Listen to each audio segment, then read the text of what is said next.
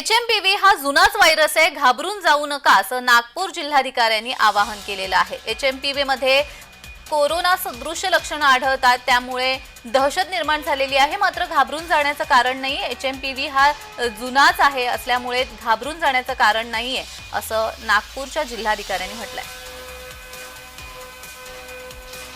2020 मध्ये कोविड आला होता आणि त्यामुळे एक संपूर्ण जगभरामध्येच या रोगाची दहशत निर्माण झाली होती आणि याच सदृश लक्षणंही HMPV मध्ये दिसत असल्यामुळे आता संपूर्ण ठिकाणहून चिंता व्यक्त केली जाते। मात्र घाबरण्याचं कोणतंही कारण नाही असं नागपूर जिल्हाधिकाऱ्यांनी आवाहन केलेलं आहे। नागपूरमध्ये या रोगाचे या संसर्गाचे 2 रुग्ण आढळलेले आहेत। एक 7 वर्षाचा मुलगा, एक 13 वर्षाची मुलगी ही HMPV पॉझिटिव्ह आल्याचं पाहायला मिळालं। मात्र या दोघांचीही आजारातून मुक्तता झाली आहे।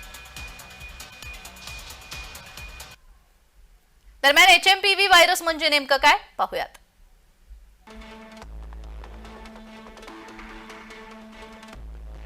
ह्यूमन मेटान्युमो व्हायरस हा RNA व्हायरस आहे। 2001 मध्ये डच संशोधकांनी याचा प्रथम शोध लावला होता। हा व्हायरस प्रामुख्याने श्वसन संक्रमणाला कारणीभूत ठरतो। हा व्हायरस खोकल्यामुळे किंवा शिंकण्याद्वारे पसरतो। संक्रमित लोकांच्या संपर्कात आल्यामुळे देखील ते वेगाने पसरू शकतो। याच्या संसर्गाचा कालावधी 3 ते 5 दिवसांचा असतो।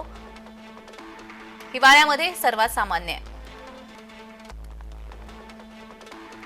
कोरोना व्हायरस नवीन होता।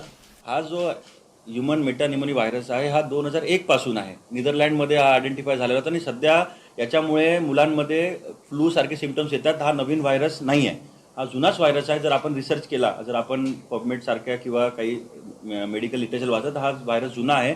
त्यामुळेच मी सांगतो की सध्या घाबरण्याची कसलीही गरज नाही आहे, परंतु प्रिकॉशन्स आपण जे गव्हर्नमेंटनी हेल्थ डिपार्टमेंटनी काढलेले आहे ते आपण जर आपल्या जीवनामध्ये जर इंटरनलाइज केलं तर आपल्यासाठी चांगलंच आहे। त्यामुळे आम्ही हे सर्क्युलर आणि गाईडलाईन्स लोकांसाठी काढले।